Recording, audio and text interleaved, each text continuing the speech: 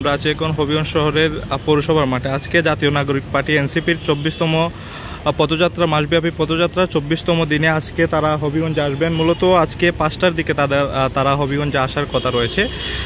আমরা এখন অবধি যেটি জানতে পেরেছি যে তারা ব্রাহ্মণবাড়িয়া রয়েছেন। ব্রাহ্মণবাড়িয়া থেকে তাদের যে পদযাত্রাটি রয়েছে সেই পদযাত্রা শেষ করেই তারা কিন্তু হবিগঞ্জের উদ্দেশ্যে রওনা দেবেন।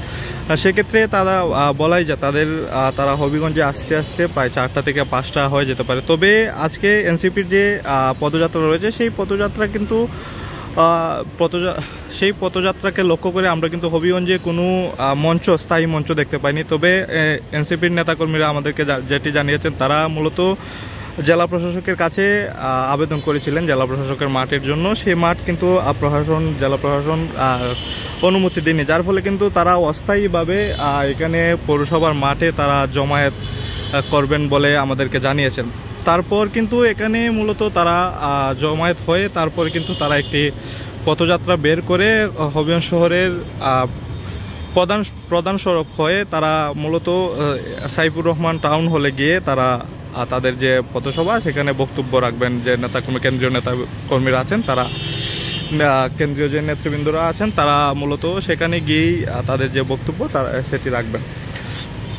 তবে এখন পর্যন্ত কিন্তু আমরা এখানে দেখতে পাচ্ছি যে আজকের যে পদযাত্রাটি রয়েছে সেই পদযাত্রাকে ঘিরে এখানে বেশ কয়েকটি ফায়ার সার্ভিসের গাড়ি এখানে রয়েছে নিরাপত্তা কর্মী হিসেবে।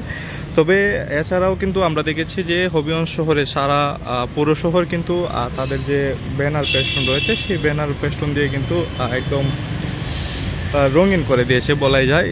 মূলত আজকে যে প্রোগ্রামটি, হবিগঞ্জে শহরে আসবেন এনসিপির নেতাকর্মীরা নাহিদুল ইসলাম, তারপর হচ্ছে হাসনাত আবদুল্লাহ, ডাক্তার তাসনিম, যারা বেশ কয়েকজন নেতৃবৃন্দ আসবেন। আমি যদি আপনাদেরকে একটু দেখাই যে তারা আমাদেরকে যেটি জানিয়েছেন যে তারা পৌরসভার মাঠে আজকের যে জমায়েত স্থল সেটি নির্ধারণ করেছেন। তবে এখানে কোনো ধরনের মঞ্চ তৈরি করা হয়নি। মূলত মঞ্চ তৈরি না করার কারণ হচ্ছে তারা এখানে জমায়েত হয়ে তারপরই কিন্তু তারা শহরের যে প্রধান সড়ক রয়েছে সেই সড়ক দিয়ে তারা সাইফুর রহমান টাউন হল যেটি রয়েছে হবিগঞ্জের যে টাউন হলে গিয়ে কিন্তু তারা তাদের যে আজকের যে পদযাত্রা সেখানে পদযাত্রার যে নেতৃবৃন্দ তারা সেখানে গিয়ে বক্তব্য রাখবেন। দর্শক, এই ছিল আমার কাছে এখন পর্যন্ত সর্বশেষ খবর।